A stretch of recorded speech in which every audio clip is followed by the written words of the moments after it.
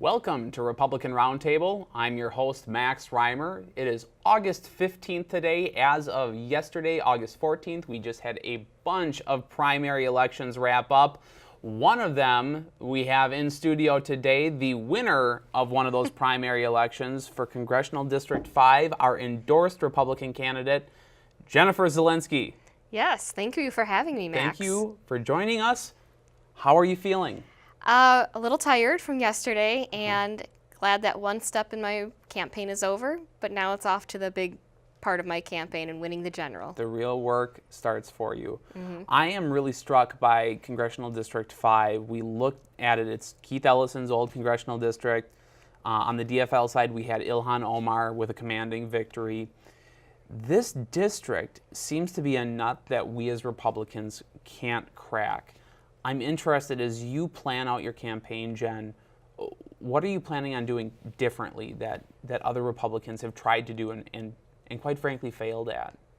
We're really going to try to get our message out to everybody in Minnesota's 5th Congressional District, and that what I'm standing for is less government and reining in government regulation, getting the government out of people's lives and giving people in the Minnesota's 5th Congressional District and also across our state more freedom and more choice in how they live their lives. And I'm going to reach out to as many voters as possible. I'm going to actually work with a lot of our Minnesota House candidates and just get out the message so not only I can get elected, but our House candidates can get elected, and also our statewide candidates can get elected, such as Jeff Johnson and Doug Wardlow. Do you find, especially as you were campaigning for this primary election, did you find that message of kind of freedom, liberty, being able to live your own life, kind of getting state government out of your life, was that a message that was resonating with people in Congressional District 5? It's starting to resonate with people. I did notice a couple months ago it wasn't as much. We have people who want to depend on the government, and I want to keep pushing that when the government takes over your life, it takes over your life, and it makes choices for you. It takes that power out of your hands. So I'm going to have to keep pushing through, how we can help and how we can really let people make their own choices. It's an education process is. Of sorts, I would imagine. Off camera, we had talked about a few real specific issues that you were touching on. One issue that I do find interesting, especially understanding the makeup of CD5, both demographically and financially and that kind of thing, was the issue of immigration. I'm curious as to what your position is on that, and then how you're talking to people about the issue of immigration in Minnesota. Immigration, it's a multi-part problem, and there are things that we can't fix with one bill. I do believe in securing our borders and stopping the influx of people coming here illegally. And I want, if that is through a border wall or through increasing border patrol, that's what I will work on in Congress. But I also want to help those who are here illegally, who have lived their lives in the country for a while. It differs a little bit from some people in my party, but there are people who have jobs who want to achieve the American dream. And if they have been here working, contributing to society, obeying our laws, I want to help them get that path to citizenship. Your background, beyond running for office, and you're a friend of the show, we've had you on before in a different capacity. For those who might not know who Jen Zielinski is at this point in time, who are you? What is your professional background? Why did you get into politics in the first place and take the crazy step of running for office? I was born in St. Paul, and I moved to Minneapolis when I went to the University of Minnesota. And then I started working security with a hospital here in the Twin Cities.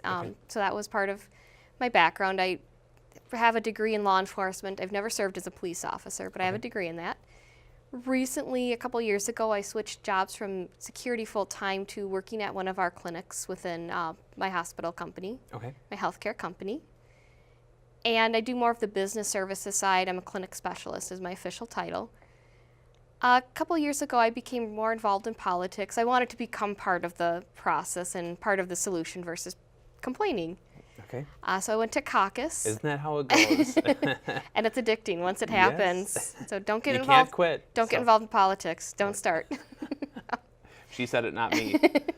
But yeah, I went to caucus and just, I wanted to become part of that. So I kept pushing forward, helping where I could help, helping my Senate district, and then eventually became my Senate district deputy chair. I also serve on the 5th Congressional CD full committee. Okay.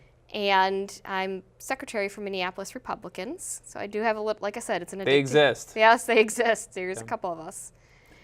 And then this election came about, and just looking for, who could really run for us, who could represent us. And I wanted to be that person to represent Republican principles, Republican values and views. It's something that hasn't been represented in our district for so long, since Keith Ellison has taken over. Right. And the really interesting thing is, I think you're spot on when you say our values have not been represented there for as long as anyone can remember, quite frankly. And things have not gotten better for people in the 5th Congressional District for a long, long time either. I am so interested by that and how Democrats have a stranglehold on that district, where year after year, nothing changes, nothing gets better, and they continue to elect DFL candidates all over the place. Are you sensing, as you talk to people in the district, Jen, any sense of fatigue, any sense of wanting a change in the district, anything along those lines? I am, actually. I was just in North Minneapolis the other day. I was at the Urban League Family Day. Okay. Great time to spend out there. I got to meet some of my DFL opponents, including Ilhan that day. But it was a great day to be out there. And you have dissatisfaction with those people in North Minneapolis. Education rates are failing in Minneapolis, and they're failing in certain areas, including really affecting kids of color with poor backgrounds. And that hasn't gotten better. And we've had DFL taking over our city for so long. So a lot of residents in that area are just asking, what can we do differently?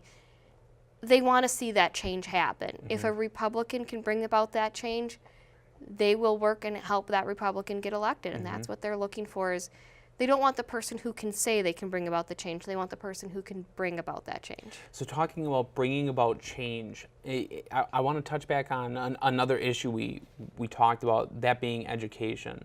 As you alluded to, the achievement gaps are just out of control in the Twin Cities. We keep spending more and more money on education, and nothing is changing. What kind of solutions would you be open to exploring in education? What do you bring to the table that's different than what we're already doing?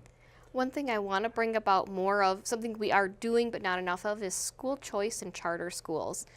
Schools that really are focused on being the best for the kids there and helping kids succeed. And I want to give teachers more power in the classrooms.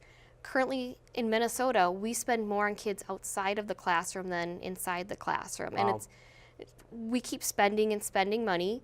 Minneapolis school budgets are so in debt right now. It's something that hopefully we can recover from.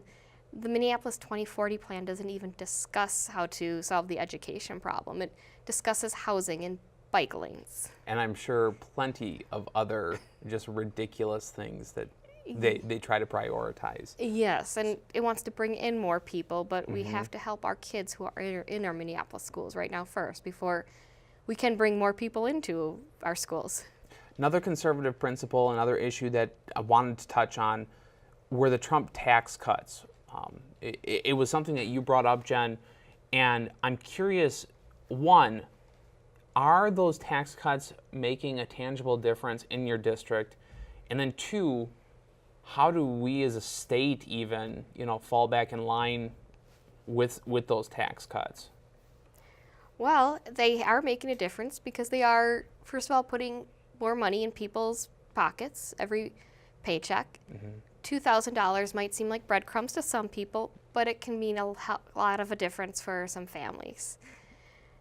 And giving $2,000, it's an extra car payment, it's, maybe a vacation or a savings. Right. It also allows businesses to hire more and pay their employees more while driving down costs for customers. It again puts more money back in people's pockets. Around the Twin Cities, we see a lot of jobs that are hiring across the board. Those companies are going to be giving better wages to their employees just to encourage them to work for them or stay with them. And also, giving benefits to their employees, whether it's in healthcare or vacation or a bonus to keep their employees. I'm really interested. You win the election, you're gonna head on out to Washington, D.C. to represent your district in Congress. People talk a lot, and Donald Trump started this. A lot of people have kind of glommed on to the swamp as a term.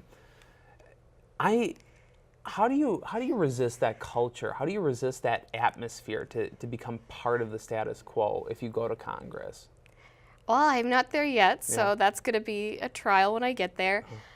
You have to stay true to yourself and what you really believe, and I think that's going to be the big thing when I get to D.C. is keeping in mind who I represent in the Minnesota's 5th Congressional District. The campaign itself, you said that you're trying to get your message out to as many people as possible. You certainly have a message that people are not used to hearing. Are there any kind of staple events or anything that you have going on in the immediate future, Jen, that we should be aware of or get involved in? What does your calendar look like over the next month of campaigning? Well, I'm actually going to be at India Fest this Saturday in St. Paul, so it's outside of my district, but something I want to be at. I am going to attend a lot of Minneapolis open streets just to be present because I know that my DFL opponent will be there as well. And I want to make sure that voters in Minneapolis know that they do have a choice in who they can elect for Congress. It's fabulous. A woman with a law enforcement background, one thing I wanted to touch on with you was this racial police dynamic that is happening in Minneapolis primarily. It's happening all over the country where you have a lot of anti-police rhetoric. You have communities that are kind of at tension with one another, especially when you're talking about minority communities and then law enforcement communities, specifically in Minneapolis. Is there anything in Congress you can do, or as a congresswoman you can do to alleviate that or build a bridge or anything along those lines? One thing that we could look at in Congress is helping police departments start to bridge that gap and become more involved in their communities, how we can help them reach out to communities who may be at disagreement with police. I've also said that if I hold town halls, which I will if I get elected, I will invite police to my town hall so they can interact with my constituents as well. So again, we can work together as a community with police, elected officials, and the community at large to start to look at solve problems and get to know where each other is coming from. You were elected yesterday. As I made mention before, Ilhan Omar was also elected yesterday.